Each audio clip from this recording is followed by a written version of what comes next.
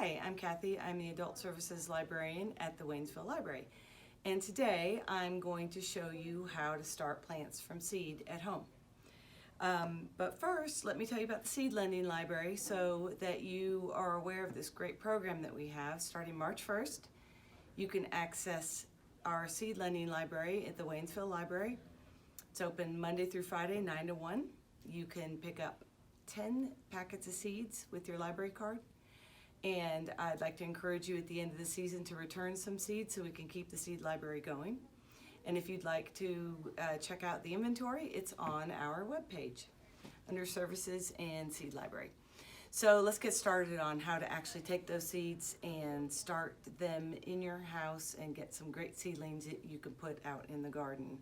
So the first thing that I want to mention is the benefits of starting your own seeds. To get the plants that you want. You can get varieties that you really like that you may not be able to find starter plants for. For example, I always grow San Marzano. They're my favorite paste tomato, but it's kind of hard to find the starter plants certain years. They're kind of scarce. So I like to know that I'm always going to have those, so I always start them from seed. The other thing is you can save a lot of money. Some starter plants are $4, $5, $6. So it's economical, and it's a fun thing to do in the winter. So you can start planting your garden, and you can start your seeds inside. Something really fun to do. So let me just tell you about the equipment that you need to do this. So I use peat pots because then I don't have to take the plant out and disturb the roots. I can plant the whole thing in the ground and this disintegrates. I know a lot of people don't want to buy a starter pot, so they just make them out of newspaper or something like that, like little Dixie cups or something. But I find that the best thing you can do for a plant is to disturb the roots as little as possible. So you can just pop these right in the ground. They come in various sizes. So here's a bigger one. I use these for tomatoes, and then this smaller size, which pretty much those are the only two that I use. This is just a plastic container that had a rotisserie chicken in it. So you can see it's really great because the lid's domed, so you get that little greenhouse effect going. And then as soon as you see the seedling coming up, take the lid off. You need some good lighting. I've tried to grow seedlings without a grow light, and they become very spindly and they're not as hardy. So I suggest buying one of these little grow lights that you can see here. Got it at Amazon. It was pretty cheap. It's adjustable, so you can lower it and raise it and move it around on your table. It's just clipped to the side of the table. Seed starting potting mix. I love this stuff because it really is made for seedlings to get them started. So this is a great thing to use. You can use regular potting soil, but I prefer this. And then I just keep a tub of it around, and I wet it, because if you try to water it once it's in your little pot, your seed might float, and you want to keep it down into the dirt. So it's best to get it wet first. So let me just tell you real quickly the kinds of crops that are really good to start indoors. So the vegetable crops that do really well inside are broccoli, Brussels sprouts, cabbage, cauliflower, cucumbers, eggplant, melons, peppers, lettuce, and tomatoes.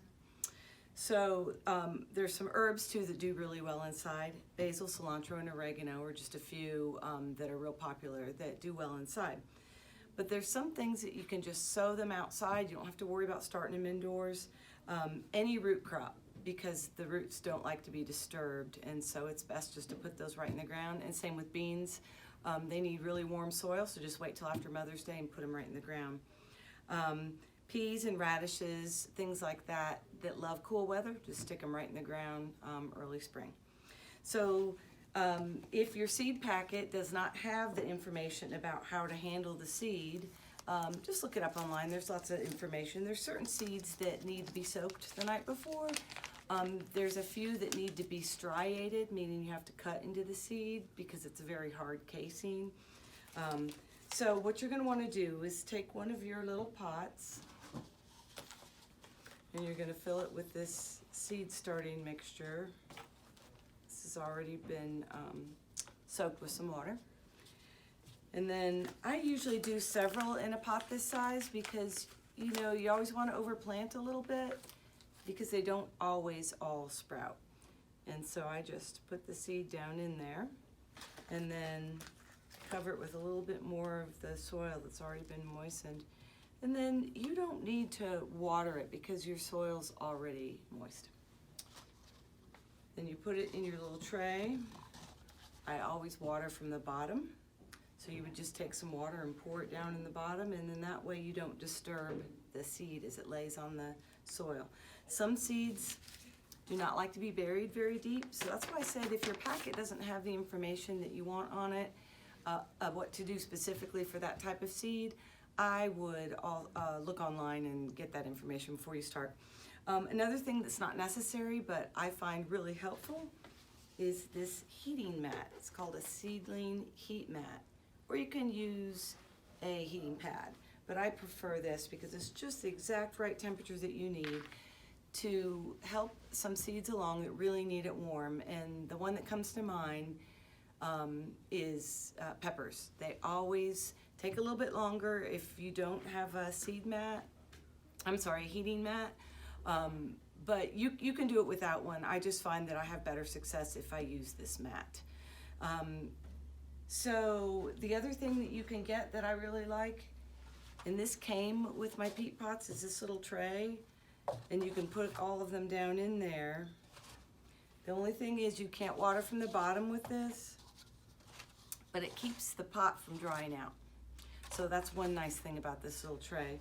Another really important thing is make sure that you mark your seed very well so that you know exactly what you planted, because you won't remember. I promise you, you won't remember. And a lot of the plants look very similar when they start to sprout. So just write on there with the marker, stick that down in there, and then this can also go right into the garden when you put this in the ground. So I think that's about it. It's real easy to start your plants inside. You want to make sure that you have 3 really important things that you pay attention to: light, warmth, and moisture. So the light, you're helping along the daylight with this because, you know, this time of year we don't get a whole lot of direct light. Pick a window that has some light coming in. The water, just make sure that you don't let them dry out.